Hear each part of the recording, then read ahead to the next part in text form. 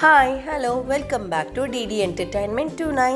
So ఇవాళ నేను మీ అందరి కోసం సింపుల్ స్టెప్స్తో చికెన్ బిర్యానీ ఎలా చేయాలో చూపించడానికైతే వచ్చేసాను. సో ఒక కుక్కర్ తీసుకోండి, అందులో ఆయిల్ యాడ్ చేయండి, కావాల్సిన బిర్యానీ సామాగ్రినంతా యాడ్ చేయండి.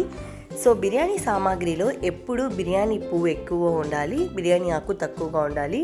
సో అప్పుడైతే బిర్యానీ ఫ్లేవర్ బాగా వస్తుంది, లేదంటే టొమాటో రైస్ ఫ్లేవర్కి అయితే వచ్చేస్తుంది. సో ఇప్పుడు ఇందులో సన్నగా డైస్ చేసుకున్న ఆనియన్ని పొడి పొడిగా యాడ్ చేసుకోండి. సో ఎప్పుడు ఆనియన్స్ రేషియో కొంచెం ఎక్కువగా ఉండాలి, టొమాటో రేషియో కొంచెం తక్కువగా ఉండాలి బిర్యానీలో.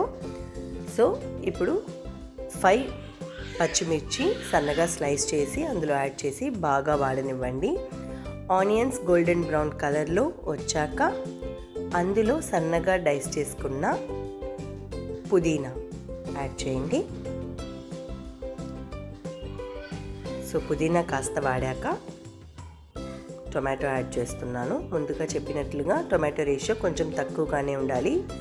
ఇప్పుడు 2 to 3 spoons ginger garlic paste add చేశాను.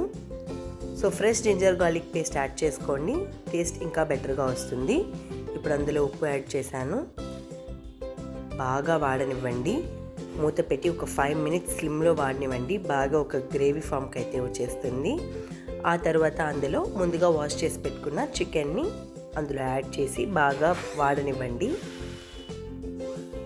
ఇప్పుడు అందులో 2 to 3 spoons curd, 1 spoon red chilli powder, 1/2 spoon garam masala, చిటికెడు పసుపు యాడ్ చేసి ఆ మసాలానంతా బాగా చికెన్ లోపల పట్టించి ఒక 5 minutes కుక్కర్ని అయితే క్లోజ్ చేయండి.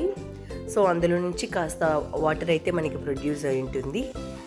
ఇప్పుడు అందులో ముందుగా నానబెట్టుకున్న బిర్యానీ రైస్ని యాడ్ చేసి బాగా 2 to 3 times వాడనిచ్చి తగినంత వాటర్ని అయితే యాడ్ చేయండి. నేను 1 glass ఆఫ్ రైస్కి 1.5 glass వాటర్ని అయితే యూస్ చేస్తాను.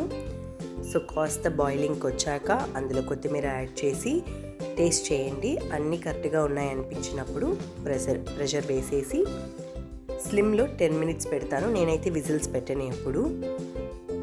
అంతే, సింపుల్ స్టెప్స్తో యమ్మీ బిర్యానీ రెడీ అయిపోయింది. ఖచ్చితంగా ట్రై చేయండి.